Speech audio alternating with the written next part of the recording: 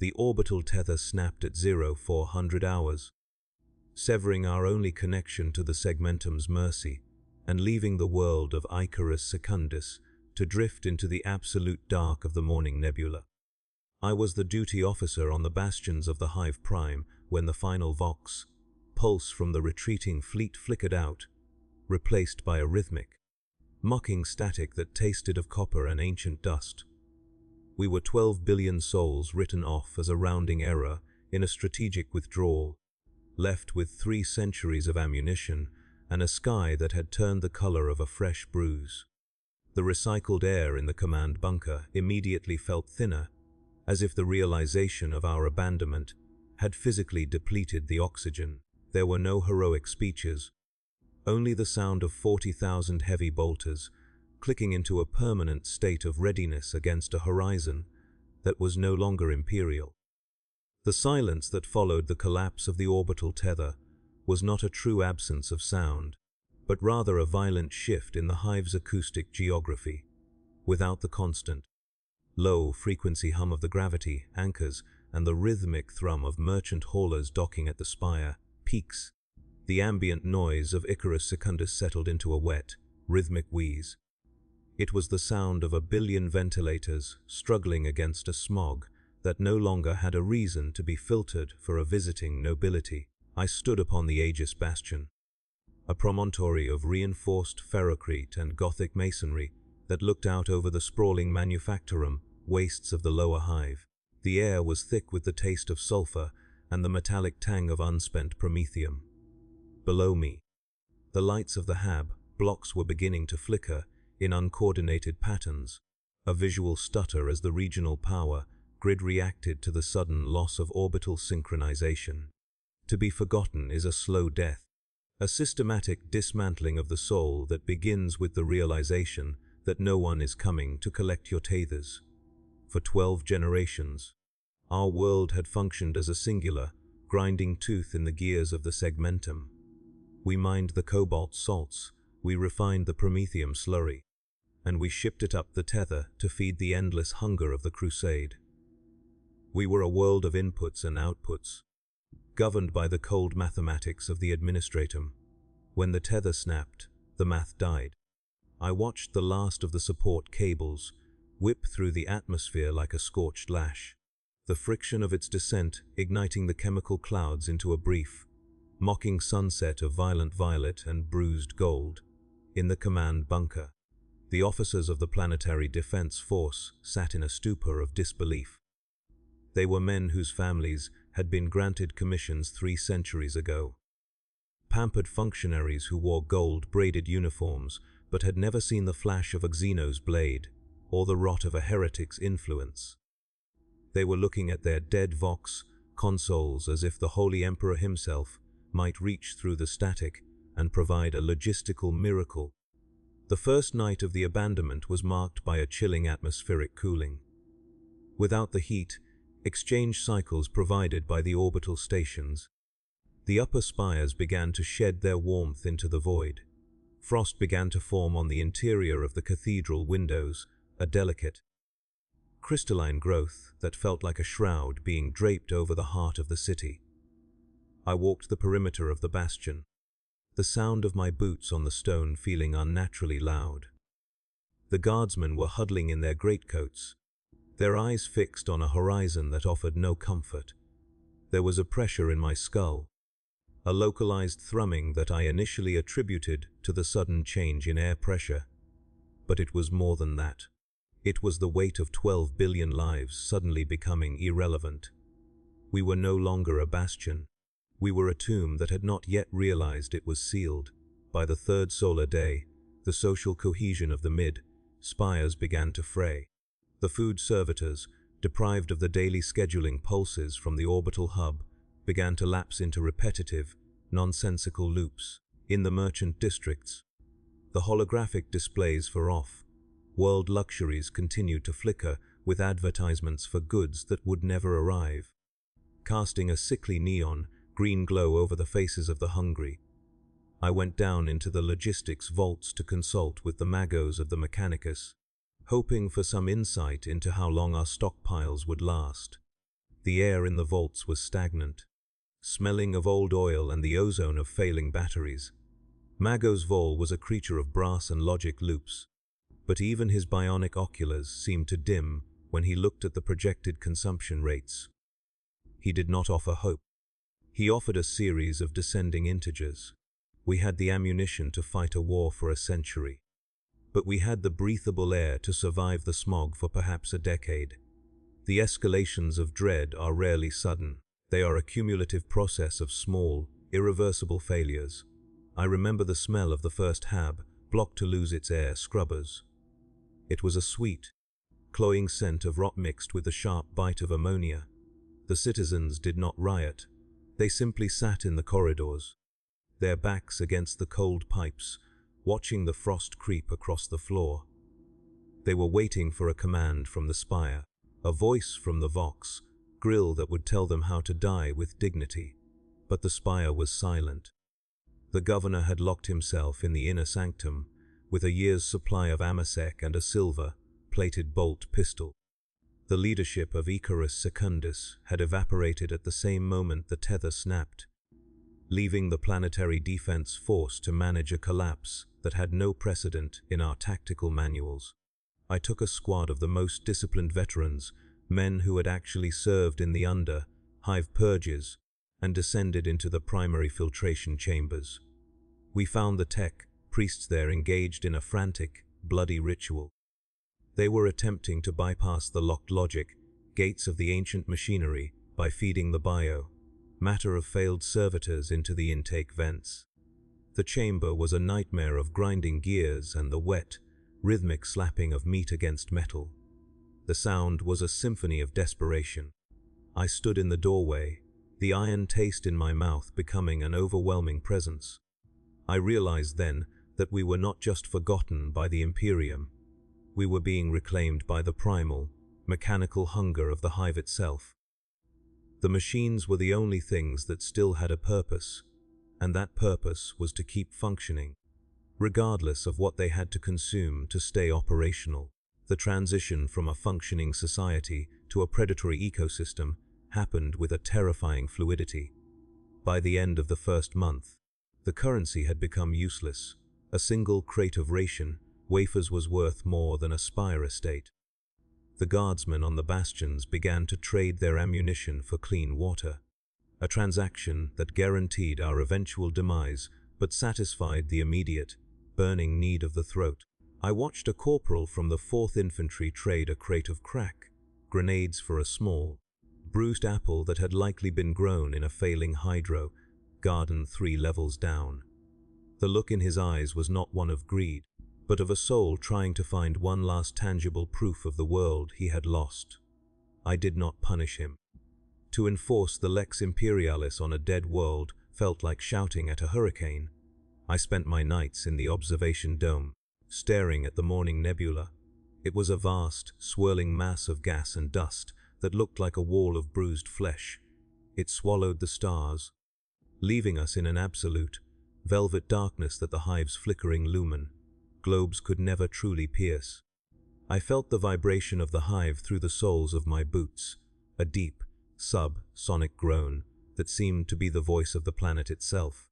It was as if Icarus Secundus was sighing, settling into its final resting place. There was no sign of the fleet, no distant flare of warp drives, no rescue. We were a forgotten planet, a last bastion of a dream that had turned into a nightmare of recycled air and cold ash. The silence was the most honest thing we had left. I remember the face of a young scribe I found in the records hall. He was sitting in a pool of ink, his fingers stained black, frantically transcribing the names of everyone who lived in his hab block. He told me that if the Imperium ever came back, they needed to know that these people had existed. He was a small, fragile thing in a world of iron and stone, but his obsession was a form of defiance. He was fighting the silence with a quill. I left him there, among the towering stacks of parchment and the smell of old paper, and I wondered if anyone would ever read his lists. Probably not. The lists would turn to dust, the ink would fade, and the names would be lost to the same void that had claimed our future. We were all just ink stains on a planet that was being erased from the map. The final blow of the first chapter came when the primary Vox array on the Aegis Bastion finally gave up the ghost. It didn't explode or burn out. It simply ceased to function. The rhythmic static that had been our only connection to the concept of an outside world died with a soft, electronic click. In that moment, the isolation became total. I stood in the dark of the Vox room, the only light coming from the dying embers in a nearby brazier, and I felt the last chord of my sanity fray. There was no more waiting. There was only the endurance. I looked at the heavy bolter mounted on the wall, its iron surface cold and unyielding, and I felt a strange sense of peace. The war was no longer about the Imperium or the Emperor. It was about us. It was about the 12 billion ghosts of Icarus Secundus, and how long we could hold the dark at bay before the air finally ran out. The transition from a state of abandonment to a state of siege occurred without the arrival of a visible enemy. It was a siege of systems, a slow motion strangulation of the hive's mechanical throat. By the second month of the dark, the thermal exchange layers of the lower mid-spire began to fail, causing a catastrophic condensation event.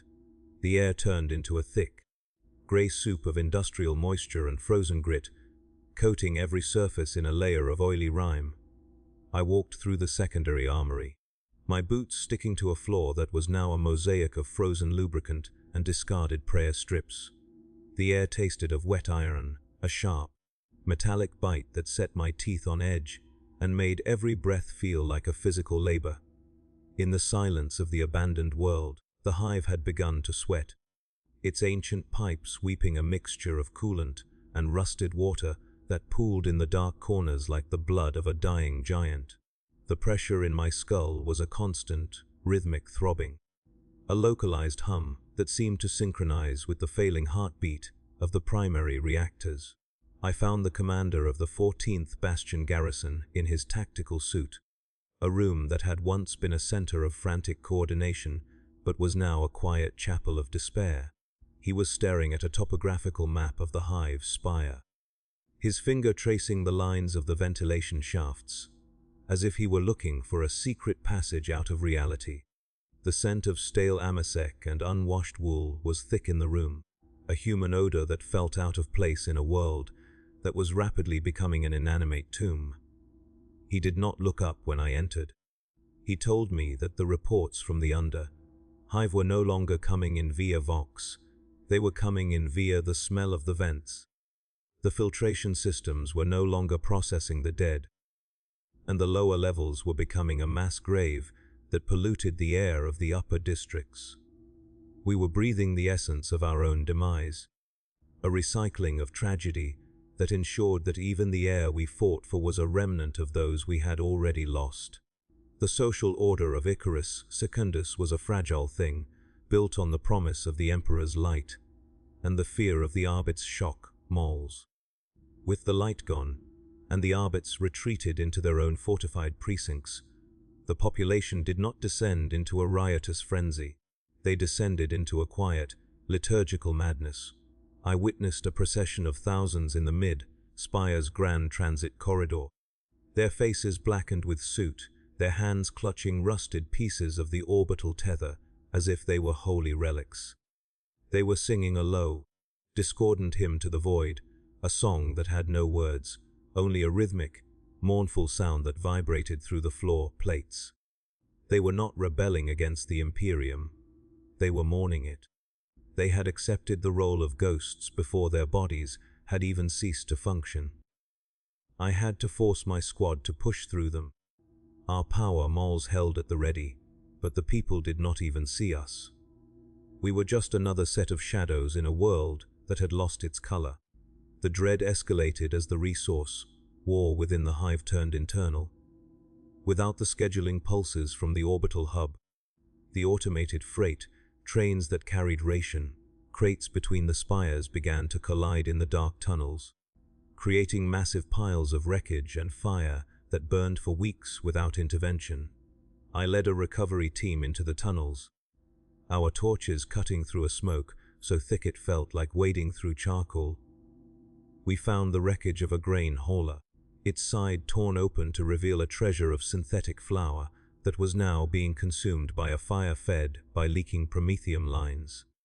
In the flickering orange light, I saw the silhouettes of the scavenger cults, citizens who had abandoned their hab, blocks to live in the industrial guts of the hive. They moved with a predatory grace, their eyes reflecting the fire with a dull, animalistic shine. They were not fighting for the Imperium or for their lives. They were fighting for the heat. On a world that was rapidly turning into a block of ice, the only god left was the flame. I remember the sound of the primary water, pumps failing in the 8th district. It was a series of rhythmic, mechanical groans that echoed through the plumbing like the screams of a tortured animal, followed by a sudden, terrifying silence. The water did not just stop, it retreated, leaving the pipes to fill with a foul-smelling gas that carried the scent of the hive's septic bowels. In the command bunker, the Magos Logis reported that the pressure differential was now inverted. The hive was beginning to collapse inward, the structural integrity of the lower levels failing as the foundations shifted in the cobalt salt mines. Every hour, a new report of a localized structural failure reached us: a collapsed hab wing, a buckled support pillar, a vanished sub-station. Icarus Secundus was a mountain of iron that was slowly crushing itself under the weight of its own abandonment. The iron taste in my mouth became a permanent fixture, a constant reminder of the metallic tomb we inhabited. The transition to total isolation was finalized when the planetary governor's golden spire went dark. It was the highest point of the hive, a needle of gold, leaf and adamantium that was supposed to be the beacon of our world's survival. One morning, the lights simply did not activate. There was no explosion, no grand gesture of suicide, only the cessation of the power drain. I took a squad to investigate. Our gravity lifts screeching and sparking as we ascended into the rarefied, freezing air of the peak.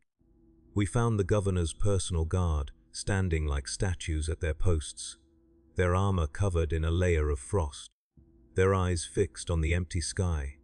Inside the inner sanctum, the governor was slumped in his throne of carved ivory, a single bolt hole in his temple, the silver-plated pistol still clutched in his hand. He had chosen the only exit left to him. On his desk was a single piece of parchment, weighted down by a gold-cased chronometer that had stopped at the exact moment the tether snapped. The parchment was blank. He had no words for the end of the world. By the 4th month, the frost-rot began to claim the remaining electronics. The humidity of the condensing air, combined with the extreme cold, created a localized electrochemical reaction that caused the circuits of the Vox arrays and cogitators to grow long, hair-like filaments of copper oxide. It looked like the machines were growing fur, a green and blue fungus of rusted metal that choked the life out of the hive's remaining intelligence. I watched as the primary tactical display in the command bunker was slowly consumed by this metallic growth, the map of our world dissolving into a blur of static and oxidation. Magos Vol spent his days scraping the rot from the logic altars with a silver file, his movements rhythmic and obsessive.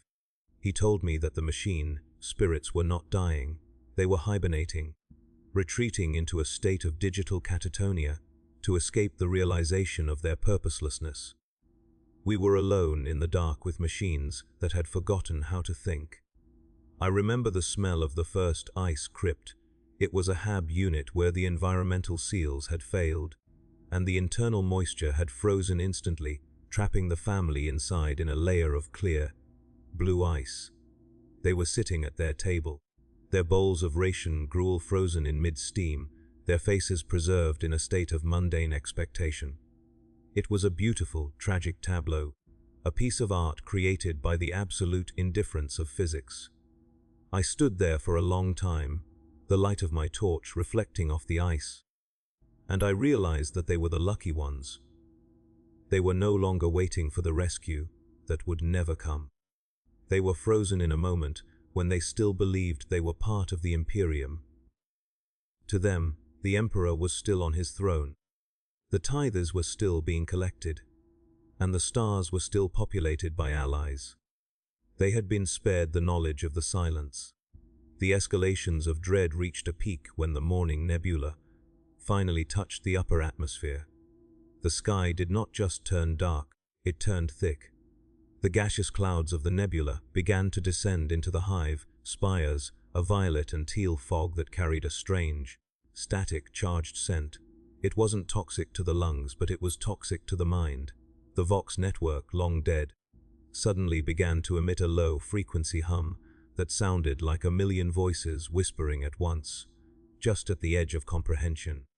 It was the sound of the void, the rhythmic, breathing noise of the nebula, as it tasted the remains of our world.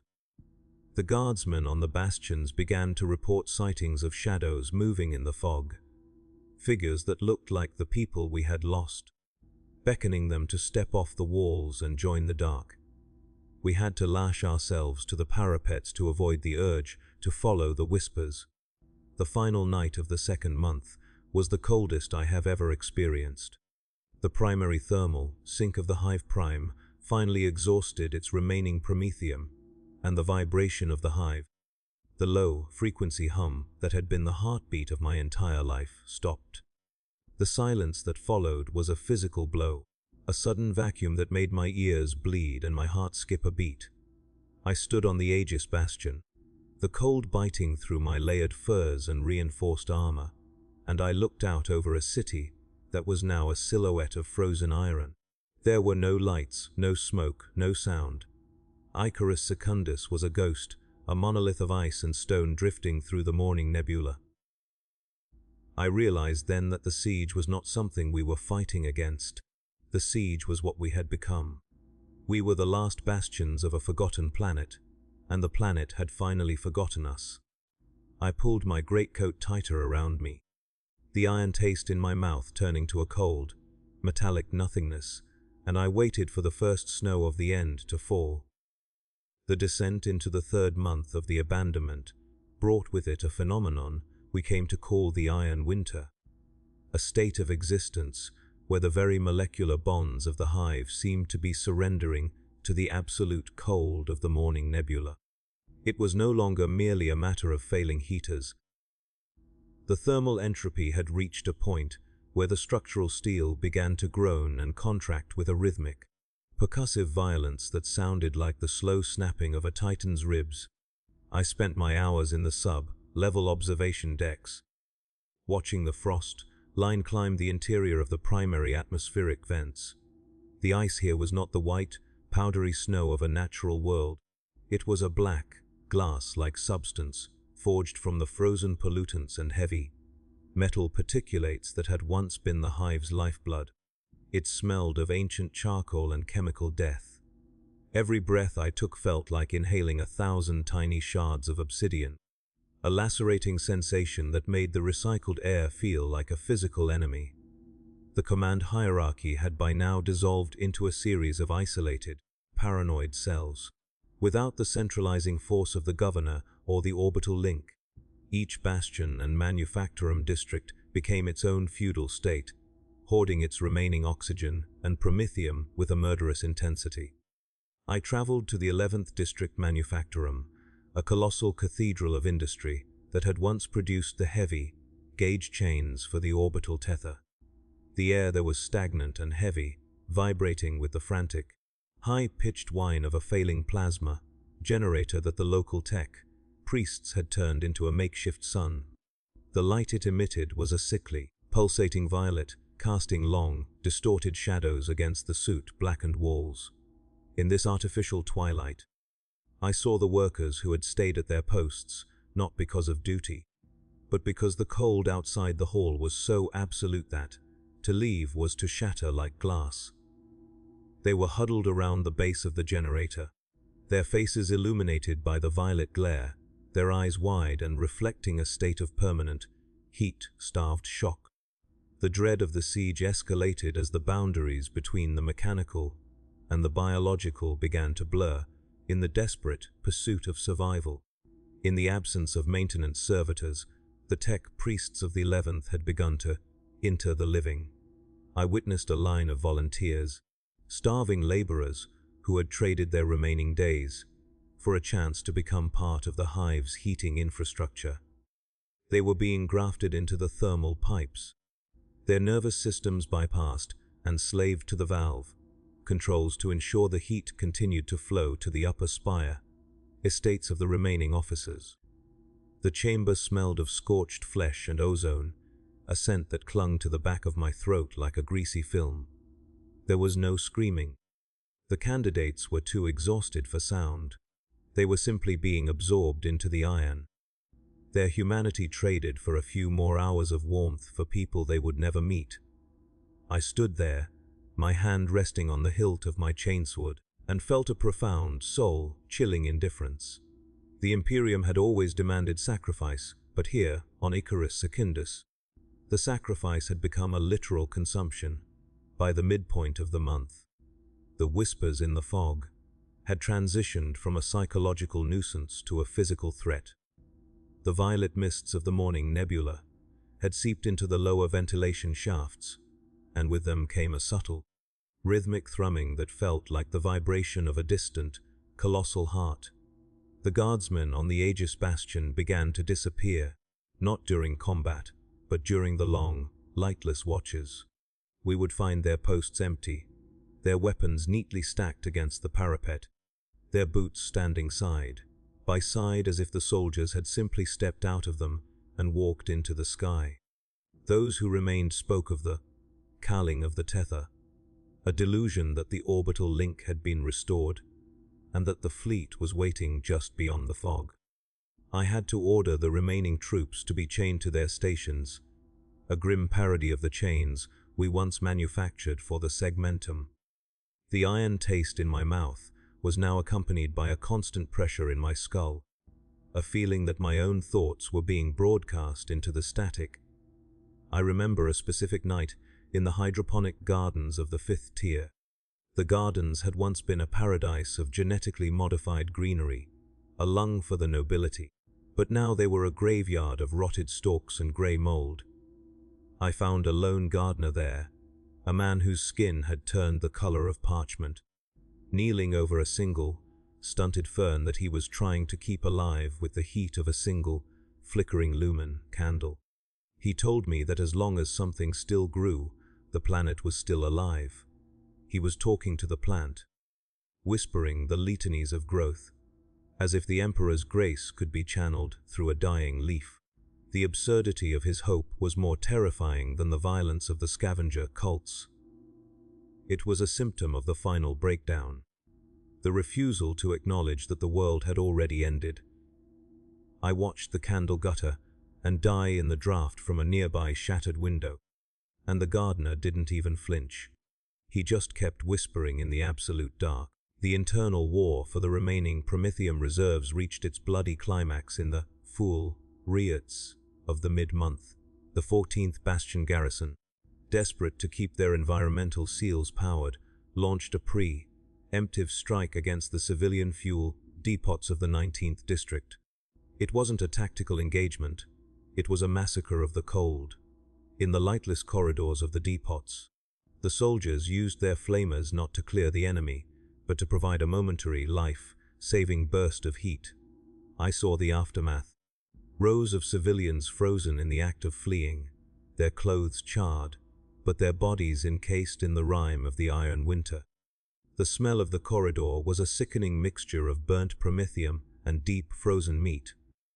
The soldiers didn't even look ashamed. They were too busy huddling around the warm muzzles of their weapons. The thin veneer of Imperial discipline had vanished, replaced by the primal, shivering desperation of the animal. We were no longer defending a planet, we were fighting over the scraps of its corpse. I retreated to the command bunker, where Magos Vol had finally completed his great work. He had disassembled the primary Vox array and used its components to build a localized beacon that he believed could punch through the morning nebula. The device was a grotesque assemblage of silver wires, glass tubes, and the preserved brain matter of a long-dead astropath. It hummed with a sound like a swarm of angry insects, casting a jittery, blue light across the Magos's brass, encrusted face. He told me that we didn't need the fleet, we needed to signal the warp. He had succumbed to the radical belief that any salvation, even one from the great enemy, was preferable to the slow, silent extinction of the cold. I watched him work. His mechadendrites blurred in a frenzy of motion, and I realized that the forgotten planet was now a world of madmen. The logic of the Mechanicus had spiraled into the same void as the faith of the citizenry. The escalations of dread were punctuated by the great cracking. On the 20th day, the primary structural spine of the Hive Prime, a pillar of adamantium 3 kilometers thick, finally succumbed to the thermal stress. The sound was not a bang but a low, subterranean roar that lasted for hours, a grinding of metal on metal that vibrated the very teeth in my head. A quarter of the mid-spire simply fell away, a slow-motion cascade of iron and stone that vanished into the violet mists below. We lost 4 billion souls in a single afternoon, not to an enemy, but to the cold. The Hive didn't scream. There were no sirens, no emergency broadcasts. There was just the sound of the collapse, followed by a silence so heavy it felt like it would burst my eardrums. I stood on the edge of the new precipice, looking down into the fog where a city had been, and felt nothing. The capacity for grief had been frozen out of me weeks ago. The transition to the final stage of our isolation was marked by the appearance of the star-gazers. These were citizens who had climbed to the very exterior of the Hive, skin, defying the lethal temperatures to sit on the jagged outcroppings and stare into the nebula. They believed that the flickering lights in the gas clouds were the eyes of the Emperor, watching over them in their final hour. I saw them through the long, range-picked feeds, hundreds of them huddled together for warmth, their skin turning black with frostbite, their breath coming in thin, ghostly plumes. They weren't waiting for a rescue, they were waiting for an ascension. To them, the cold was a form of purification, a shedding of the physical world before they were reclaimed by the stars. The tragedy of their delusion was the only thing left that could still make me flinch. They were seeking divinity in the very thing that was killing them. I remember the smell of the command bunker on the final day of the month. It was the smell of ozone, stale sweat, and the coppery tang of the Magos's failing beacon. The blue light of the device was growing dimmer, flickering in time with the Magos's own stuttering heartbeat. He looked at me, his bionic eyes whirring in a desperate attempt to find a signal in the void. He told me that the nebula was not just gas, it was a psychic dampener, a shroud designed to ensure that no word of our fate ever reached the wider Imperium. We were being buried in a lightless grave, a secret kept by the universe itself. The realization was a physical weight, a pressure that made it hard to stand. We were not just a forgotten planet, we were an erased one.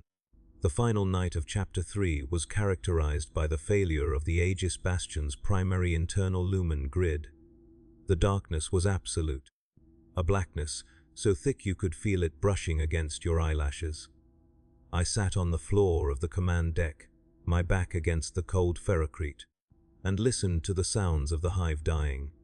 In the distance, the scavenger cults were fighting over the last of the garden, mold, their shouts muffled by the fog. Somewhere below, a pipe was still groaning, a rhythmic, metallic sob that seemed to mark the passage of time. I pulled my greatcoat over my head, the iron taste in my mouth finally turning to the taste of dust. I thought of the scribe in the records hall, of the gardener with his fern, of the governor in his ivory throne. We were all just different versions of the same failure. The last bastion had held, but there was nothing left inside it but the cold and the whispers. I closed my eyes, the rhythmic static of the dead vox playing in my mind like a funeral dirge, and I waited for the iron winter to claim the rest of me. The entrance into the 4th month of our isolation brought about a terrifying shift in the physical laws of Icarus Secundus. As the morning nebula finally saturated the Hive's interior with its reality, warping presence. The air no longer merely carried the scent of industrial decay, it had become a medium for a slow-motion, crystalline transformation. I observed the walls of the primary corridors begin to weep a substance that looked like liquid mercury, but possessed the consistency of thick, cold honey. It was a silver, grey exudate that bled from the rivets and joints of the hive's skin, pooling on the floor, plates, and reflecting a distorted, inverted version of our dying world. When the lumen globes flickered across these pools, the reflections did not match the reality of the room. They showed the hive as it had been centuries ago, or perhaps as it would be in 1,000 years, a skeletal, lightless ribcage of iron drifting in a sea of stars. This was the silver haunting, a phenomenon where the history of our forgotten world began to leak out of the very materials used to build it. The dread of the siege escalated as the boundaries of the self began to dissolve under the pressure of the nebula's psychic weight. In the command bunker, the remaining staff officers were no longer engaging in tactical discussions or resource management. They sat in a circle around the flickering blue glow of Magos Vol's beacon, their voices a rhythmic, overlapping drone of half-remembered childhood prayers and ship arrival logs from decades past. It was as if their individual identities were being stripped away, replaced by a collective, echoing memory of the planet's long service to the Imperium. The air smelled of stale incense and the copper, sharp tang of the Magos' leaking coolant. I stood on the periphery of this circle, the iron taste in my mouth now a constant, throbbing presence, and realized that the forgotten planet was finally forgetting itself. We were losing the ability to distinguish our own thoughts from the environmental static of the hive. I decided to lead a final expedition into the heart of the Hive Prime, the central cogitator vault where the world's primary history and logistical blueprints were stored. I hoped that by securing the hard data of our existence, I could provide some anchor for our drifting sanity. The descent was a journey through a landscape that defied the senses. The gravity lifts were dead, their shafts filled with a thick, violet mist that dampened sound until even the roar of a bolter would have sounded like a distant, muffled cough.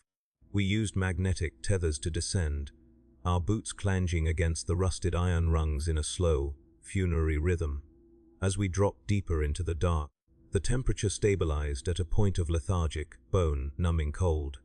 The silver haunting was more prevalent here.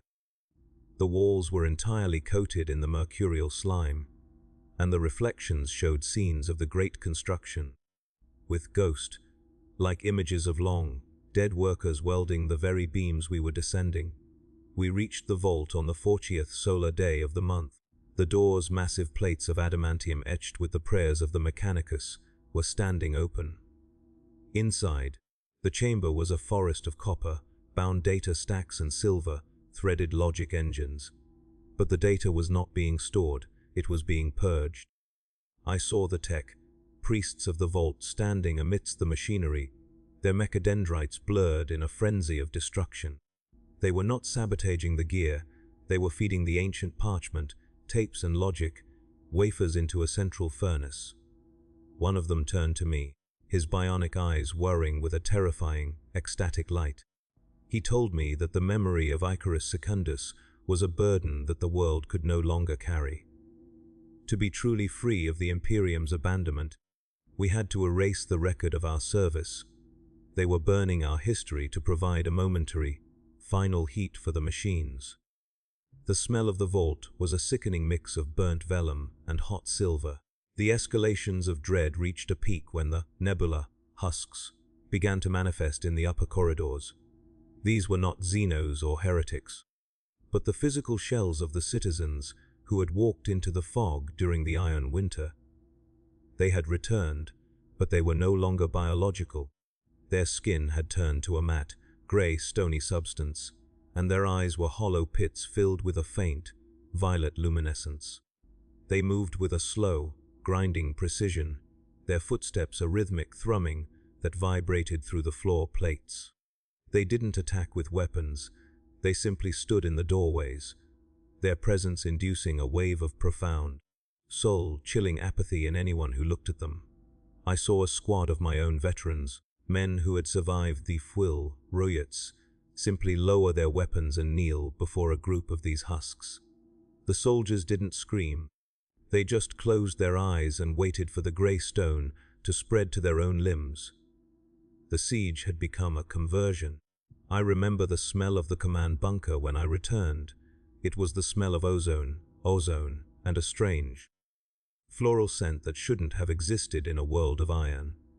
Margos Vol had successfully connected his beacon to the primary Vox relay of the vault, but the signal he was broadcasting was no longer a plea for help.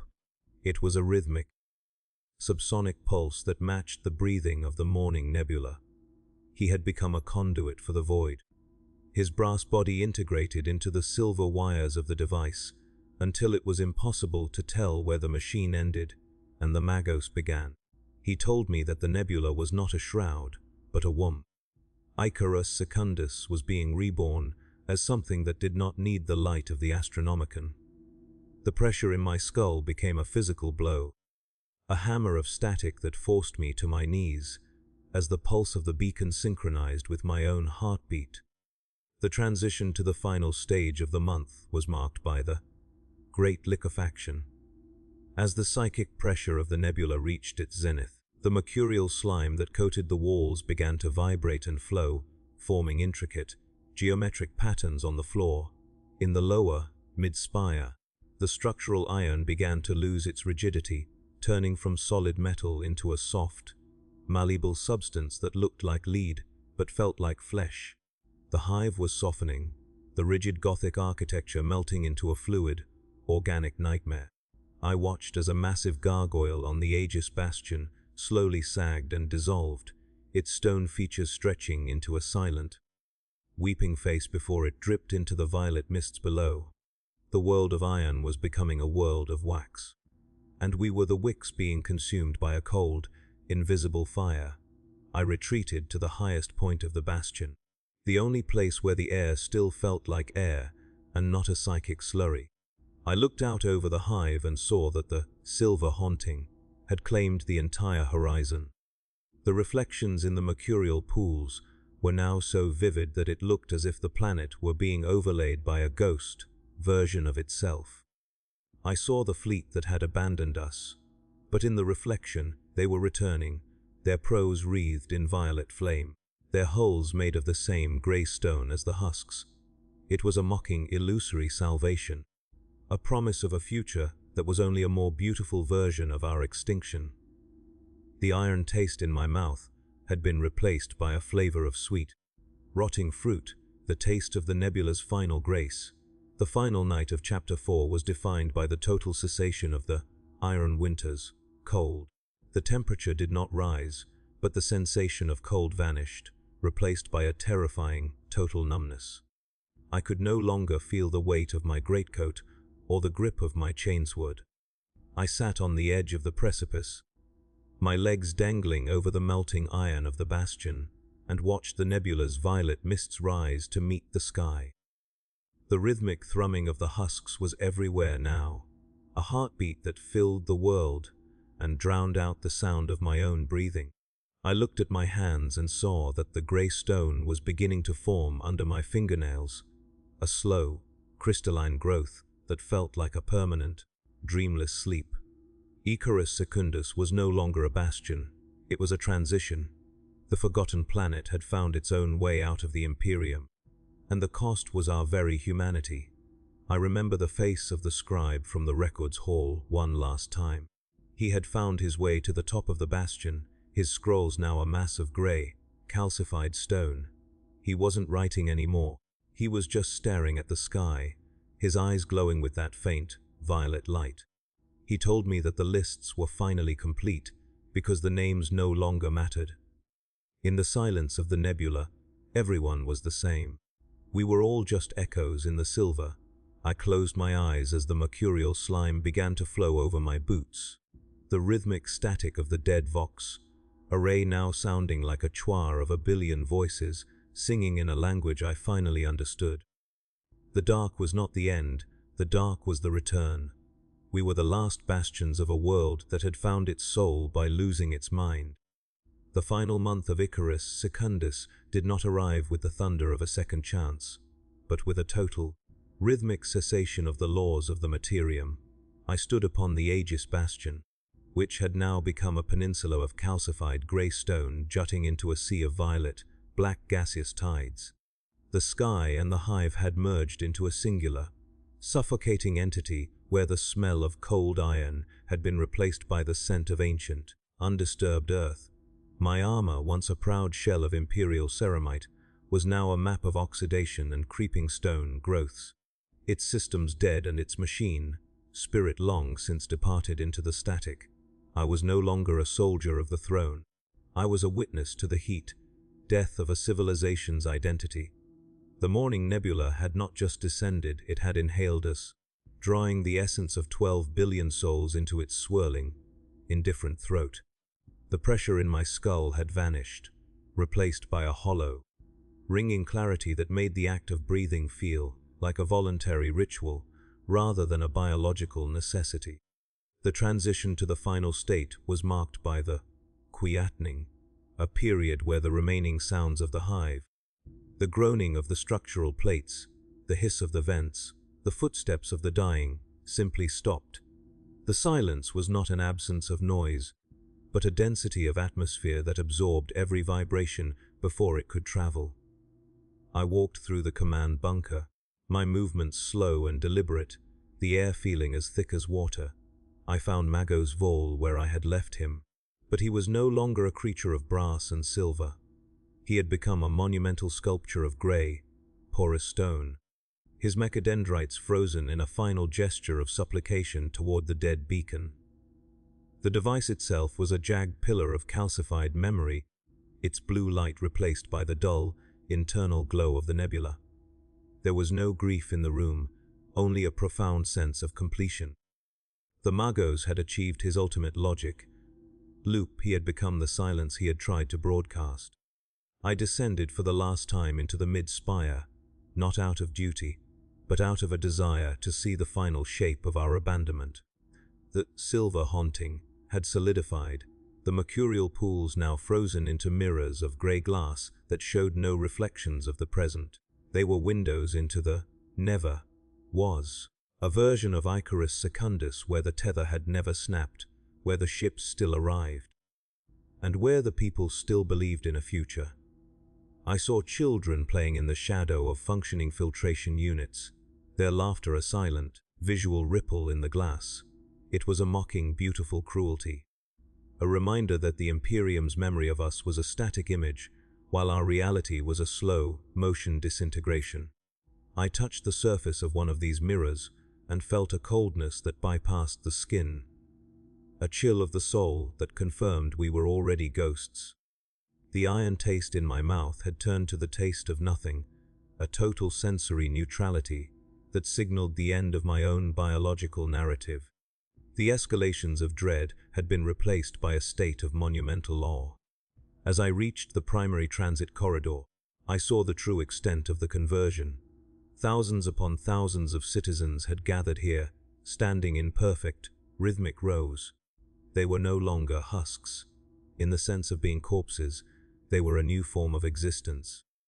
Their bodies transformed into the matte, grey stone of the nebula's architecture. They stood with their heads tilted back, their sightless, glowing violet eyes fixed on the ceiling, as if they were watching a celestial event that only they could perceive. They were the last bastion, a living wall of forgotten humanity that had traded its suffering for the absolute stability of the stone. I walked among them, my fingers brushing their cold, stony shoulders, and I felt a sense of belonging that I had never found in the service of the Inquisition. We were the people the galaxy had discarded, and we had found a way to be indestructible. I remember the final moment of the scribe. I found him at the very center of the corridor, his body almost entirely encased in the grey crystalline growth. Only his right hand remained flesh. Still clutching the stone, stylus he had fashioned from a shard of the Bastion. He was no longer writing names, he was carving a single, massive sigil into the floor plates, a symbol that represented neither the throne nor the enemy, but the concept of an anchor. He looked at me, his eyes now twin pools of violet fire, and I saw a peace in them that was deeper than any scripture. He told me, without words, that the record was finally closed. To be forgotten is not a tragedy if you are the one who chooses to forget. He then became still, the stone growth closing over his hand like a final, cold seal. The smell of the corridor was of damp earth and ozone, the scent of a world that was being buried to be reborn. The final night of Icarus Secundus was characterized by the total disappearance of the nebula's violet mists, leaving the hive in a state of absolute, velvet clarity. The sky above the Aegis Bastion was no longer a bruise, it was a vast, open window into a part of the void that the Astronomican's light could not reach. I stood on the edge of the precipice and looked down. The lower hive was gone, replaced by a smooth, grey landscape of stone that looked like the surface of a moon. There were no fires, no shadows, no movement. The great stagnation was complete. We were a forgotten planet in a forgotten sector, a silent monument to the fact that the Imperium is a machine that eventually runs out of parts. I felt the grey stone beginning to climb my own shins, a heavy, cold embrace that felt like the return of a long, lost comfort. I pulled my cracked data slate from my belt and placed it on the parapet. It was the last piece of Imperial technology on the planet that still held a charge. I did not record a warning, and I did not record a prayer. I recorded the sound of the wind through the stone arches, a low, rhythmic sigh that was the voice of the new Icarus. It was a sound of freedom, a declaration that the siege was over because there was nothing left to defend. The iron winter had passed, the silver haunting had settled, and the silence had become our shield. I looked at the horizon one last time, seeing a distant, flickering light that might have been a star or a ship, and I realized that it didn't matter. Whether they came back or not, they would find nothing but stone and memories. We had built a bastion that even the void could not breach, a bastion of absolute indifference. The stone reached my heart at exactly 0400 hours, 3 years to the day after the tether snapped. There was no pain, only a sudden, profound cessation of the rhythm of my pulses. I became a part of the Aegis Bastion, a grey sentinel watching over a world that had found its peace in the dark. The last thing I perceived was the rhythmic clicking of the data slate as it finally ran out of power, its tiny green light blinking out like a dying star. The forgotten planet was finally, beautifully, and permanently alone. We were the ones who stayed behind, and in the end, we were the ones who were truly saved. The light of the Emperor was a distant, cold memory, and the dark was our home.